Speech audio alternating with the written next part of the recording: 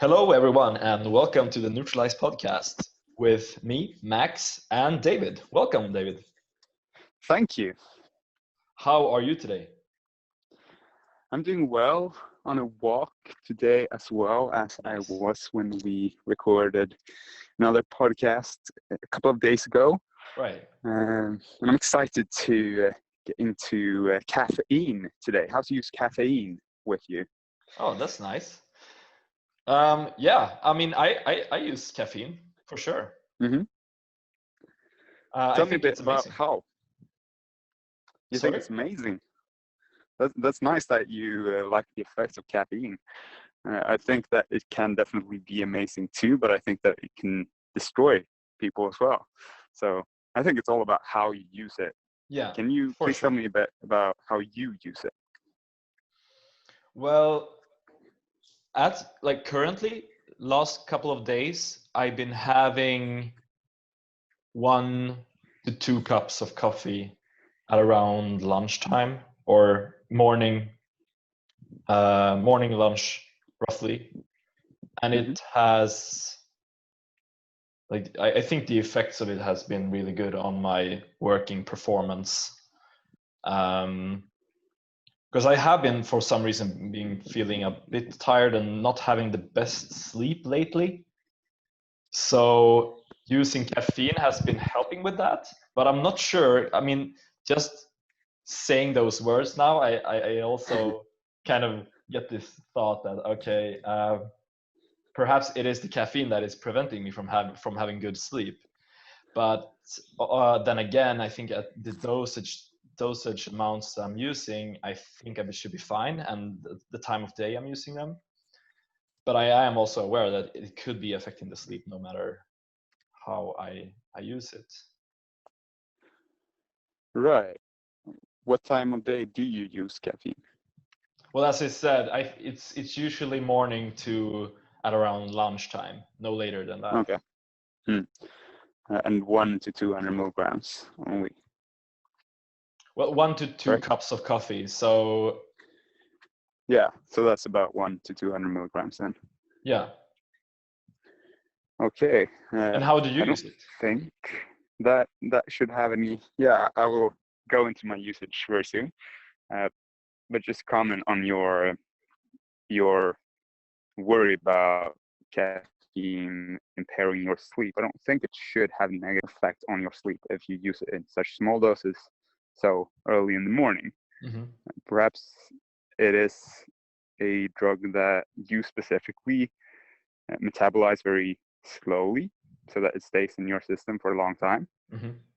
Uh, do you feel like that is something that applies to you? Like if you drink 2 cups of coffee, does it last for a long time or short time?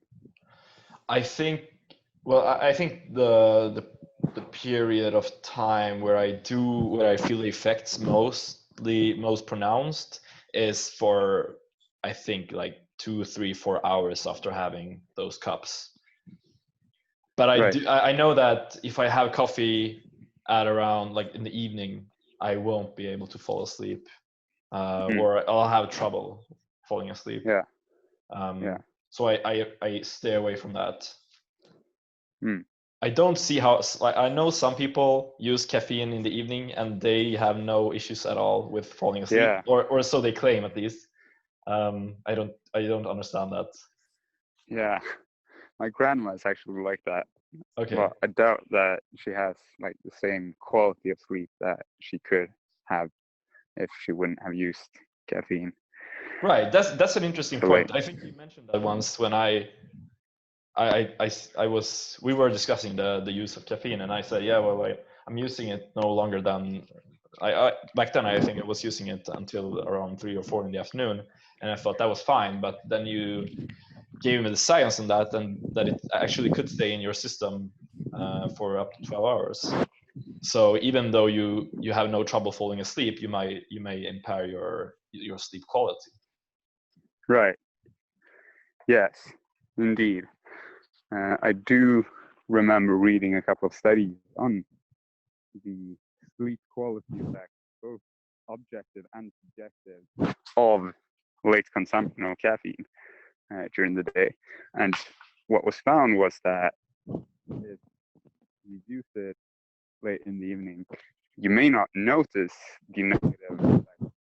So subjectively, the negative effects of caffeine aren't very strong.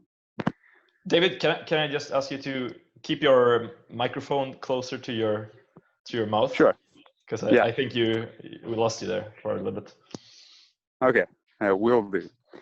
Subjectively, what was found in these studies was that subjectively, caffeine does not really impair sleep quality. So if you ask someone, how was your sleep yesterday?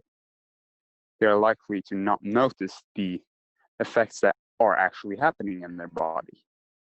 So objectively, when measured objectively, the sleep quality was reduced from late consumption of caffeine in the evening.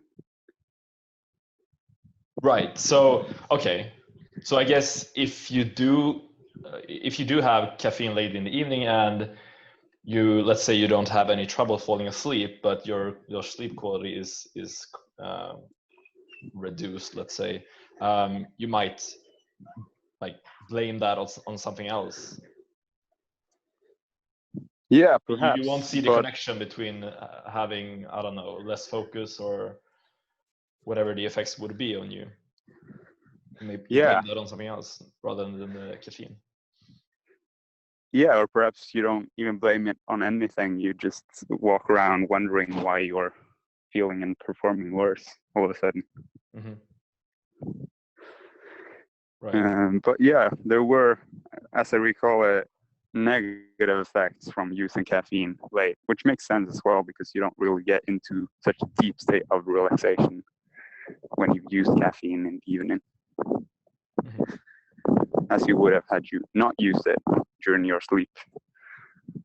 So I think it makes sense not to use it too late, especially if you're having trouble falling asleep. That's like, of course, the first thing to look out for, but also it could have negative impacts that you don't even notice. So using it in the morning like you do, I think is a good practice. So getting back to practices, how do you use caffeine? Right. I use it currently similarly to how you use it. So I use green tea and black tea in the morning. Probably a little less than you do, or between 60 and 100 milligrams. So perhaps if you take 1 cup of coffee during a day, then that's probably equivalent to 1 bag of green or black tea combined, which I use. So 60 to 100 milligrams essentially every day is how I use it now. And I feel like it improves my divergent creativity similarly to how walking improves my divergent creativity. Sorry, can you repeat that last part? Yeah, so currently I'm on a walk and I'm having quite a large number of ideas flowing through my mind as I'm talking to you and walking. And this is something that I talked with Andrew Scully about, not the divergent creativity aspect of green tea, but the enhanced blood flow to the brain that can be seen in people using green tea specifically. Okay. And is that an effect of the caffeine or the green tea? So caffeine is actually a vasoconstrictor, which means that it the blood flow to the brain. Sorry, can you repeat that? We lost you there for a second. Okay. So that caffeine as a vasoconstrictor means that it reduces blood flow through the body and to the brain. Okay. So that does make sense. Right. At first glance, that doesn't make sense.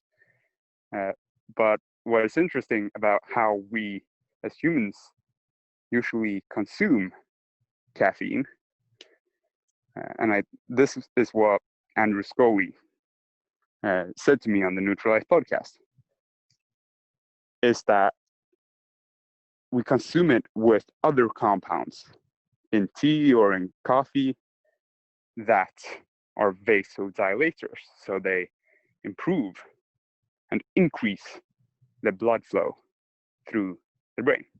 Okay. And through the body specifically, and then, or rather through the body in general, and then specifically to the brain. Okay.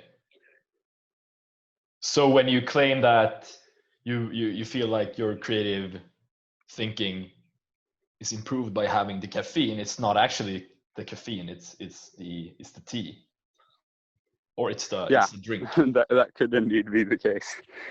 Right. That it's not attributable to the caffeine in itself, but similarly to how walking has been shown in studies, or at least one study, to enhance divergent creativity, actually with 83%, so very significant effects. Divergent creativity can also be increased through the use of green tea through blood flow, is my hypothesis and experience. Right. Okay.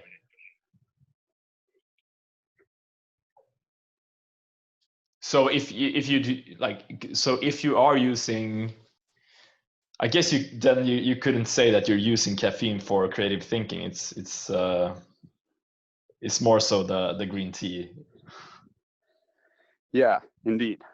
However, if you improve your focus, if it is impaired, I would think that would help you think in more creative ways, but only if it is impaired, not really if you enhance it from baseline levels. Because if you're too focused, then you're going to probably have a hard time to get into new ways of thinking, so to speak. Right. Yeah, that makes sense. Right. So I use green tea and black tea in the morning, essentially every day, between 60 and 100 milligrams of caffeine. And I feel like that doesn't have any negative impact on me. And that's objectively true for my sleep as well, based on the Oura ring that I use to track the heart rate variability, resting heart rate, rapid eye movement sleep, and deep sleep.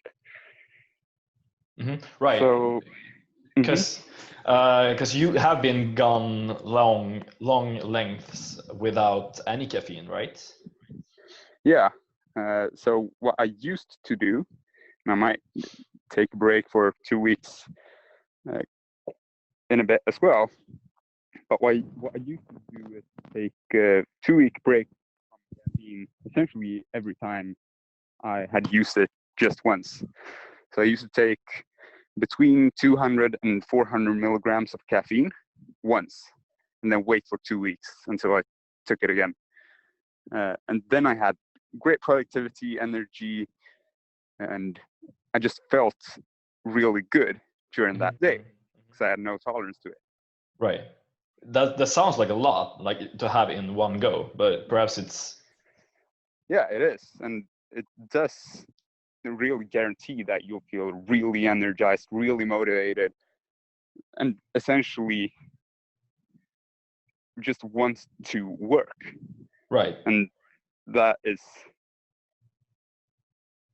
essentially what I used to think of caffeine as a drug to do. Like, that was the function that I saw of caffeine, and I still think that's a useful feature of caffeine, but I also now think that it can be used in small doses without building all that much of any tolerance and without having really any negative side effects. Yeah, I feel like using it every day now, or almost daily, I still have it still has a huge impact on my motivation and mood also, even though I use it so frequently. Right. Have you tried using more? Well, not at all lately. I think when I had my coffee debut, no, but when I when I started working, when I started my career as a software engineer, I think there were times when I had probably 4 or 5, 6 cups a day. But that I noticed quite quickly how that was not productive at all. I Right. couldn't, like, the last 2 hours of my day, they were just in a haze, and it was just, no, it was not good at all. So Yeah. I think I know I have a hunch to what my like how much what dosages are good for me, and I wouldn't, I don't think I would gain much from having more than what I'm having right now. Hmm. What about you? Yeah, Have I you feel the tried same way actually. yeah. Yeah. I've experimented with dosages between 40 and I'd say around 500 milligrams. Mhm. And then perhaps once or twice I've used like 600 to 800 milligrams. Mhm. And how was that? Um, when I took 800 milligrams of caffeine, I had a really bad experience. Like I was super anxious and super stressed, like physiologically stressed. Mhm. Um, really did not enhance my performance or well-being in any way. So don't find any reason. I don't find any reason to do that again. Mhm. And for 40 milligrams and really below 60 milligrams, I don't really find that I have much of any effects. So Mm. I I think usually use more. this really goes to show that using a compound or a supplement at various doses can have like huge, usually like largely different effects. Right.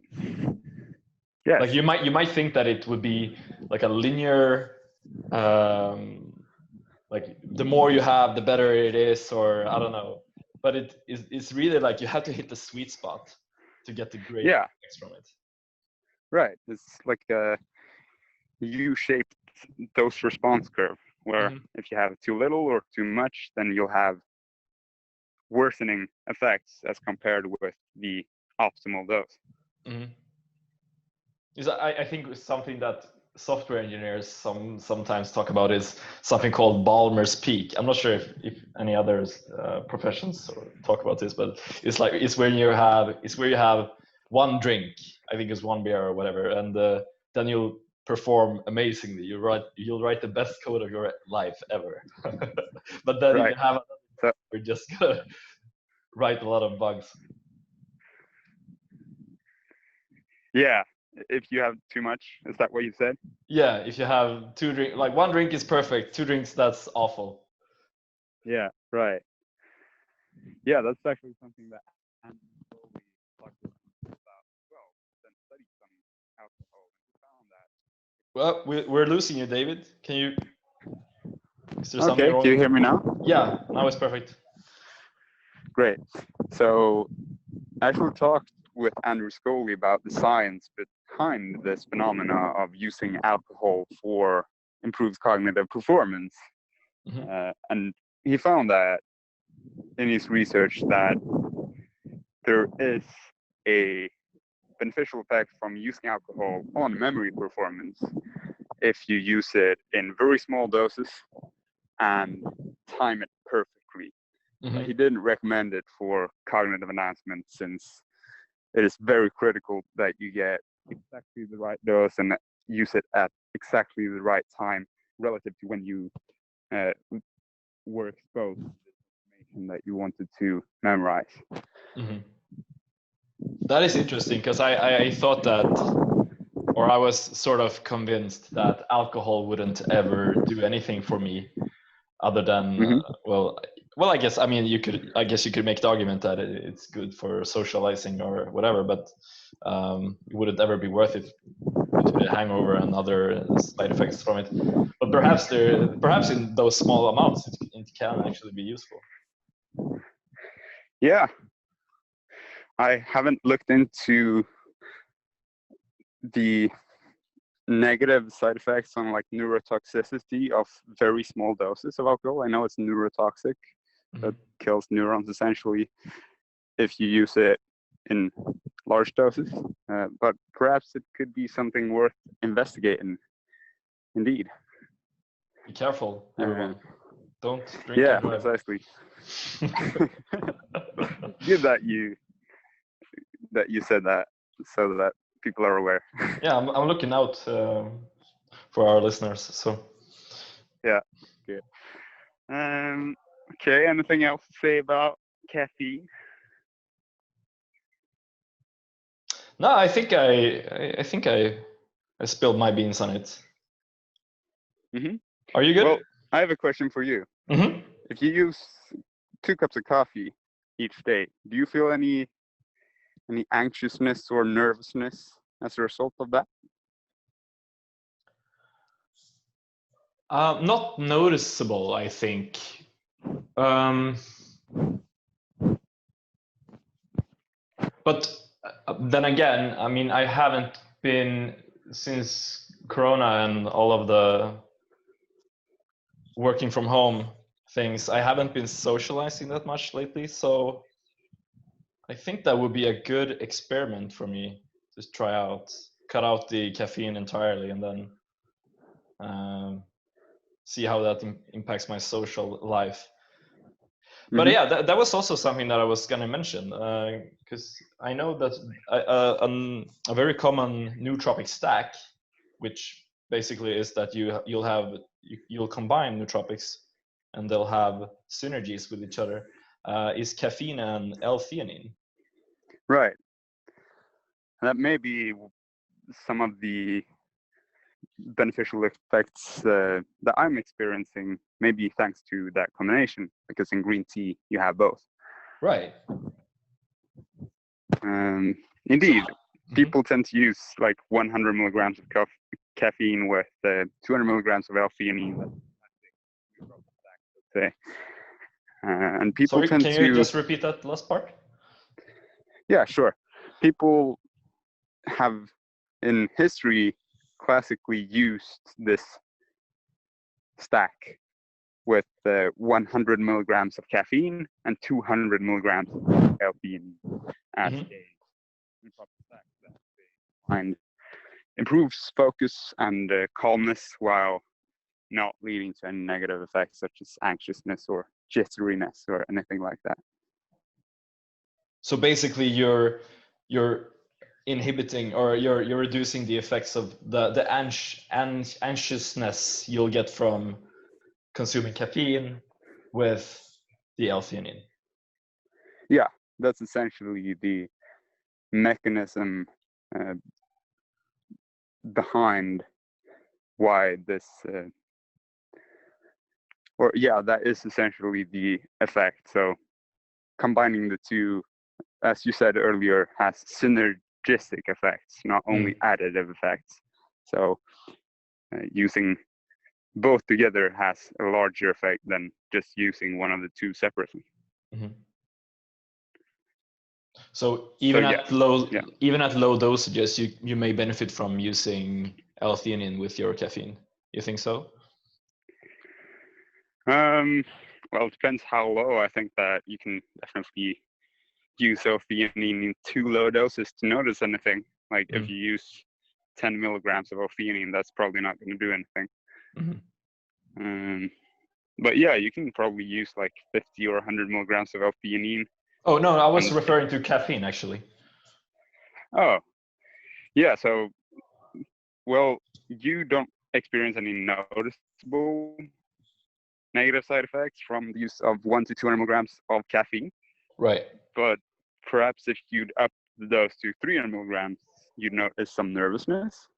But then you could introduce like 100 milligrams of l-theanine, and then you may be able to focus even better and not have any nervousness still, even though you're using such a dose of caffeine. Yeah.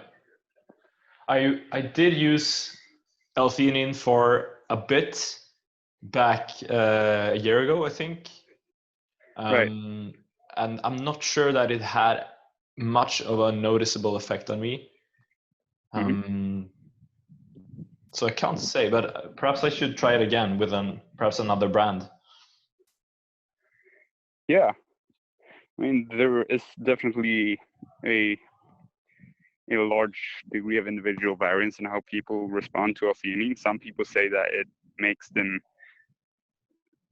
really feel at their best, especially when used in combination with caffeine. And some people feel like it just slows them down and makes them unable to think.